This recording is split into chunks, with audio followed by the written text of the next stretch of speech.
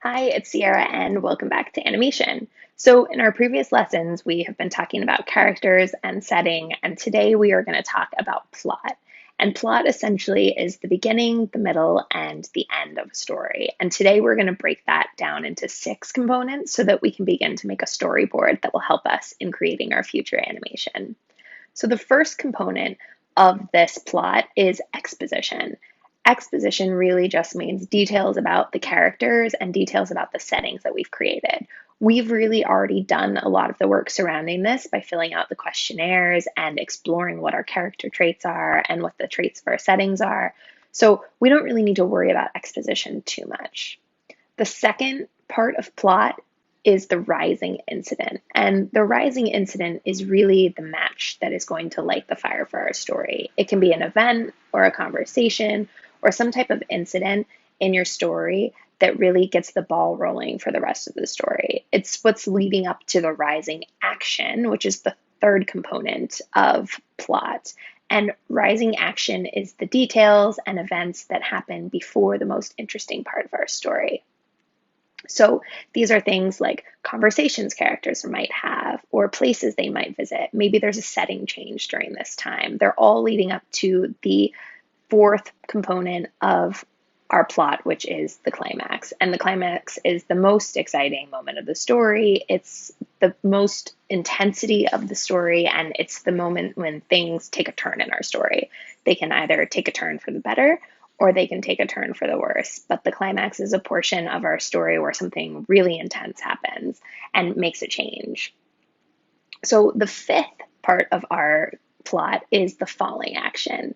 Similarly to the rising action, it can be a change of setting, it can be a conversation. It's things that happen after the most intense part of our story, the climax, and before the final part of our story. So it's when things start winding down in our story. And finally, the sixth component of plot is the resolution. So this is how the story ends or how you want to leave things. Obviously, not all stories have to end with a clean ending. You can have a cliffhanger at the end. It can be however you like, but there needs to be some sort of resolution so that your viewer or your reader can see how the story has all come together in the end. So what we're going to do next is we are going to create a storyboard that's going to have 6 sections for each of these components of plot so that we can begin to make a brief sketch for each of the scenes that it will eventually be our animation. These storyboards are going to help us plan our animations and decide what additional items we need to draw and if we need to make more settings, more characters, things like that. So in the next clip, I'm going to show you how to create a storyboard and what to include in each section of your storyboard.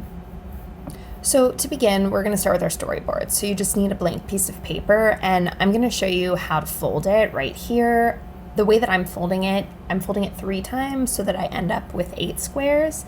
You only need 6 sections due to the 6 components of plot. I'm creating 8 squares so that I have a little extra room because I know that I always end up running out of room. You can fold it any way you like, or you can just divide it with your pencil. This is simply the way that I'm doing it. So once I folded it up, I'm going to stretch it out so that you can see, and I'm going to then number my areas 1 through 6 as a reminder of these 6 components of plot. Now, in the next portion of this clip, you're going to see me sketching out my storyboard. I personally like to use text when I'm planning for my storyboards. I don't use drawings, so you're going to see me working in that way. You can use whatever you feel comfortable with. Storyboards can be a collection of drawings that remind you what you need. They can be a collection of notes, like I'm going to be doing. It's whatever you need to place in each section to remind you the plot of your story. So I just went ahead and I created 6 squares, and then I'm labeling each section with its particular component of plot. And then after I go through and label all of this, I'm just going to go through each section and jot down a few notes that's going to remind me as to what's happening in that particular section.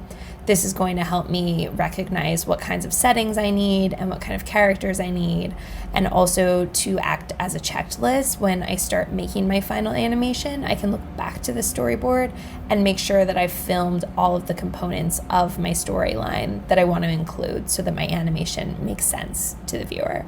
So again, you can do notes like I've done here, or you can do physical drawings and sketches. It's completely what you prefer as an artist.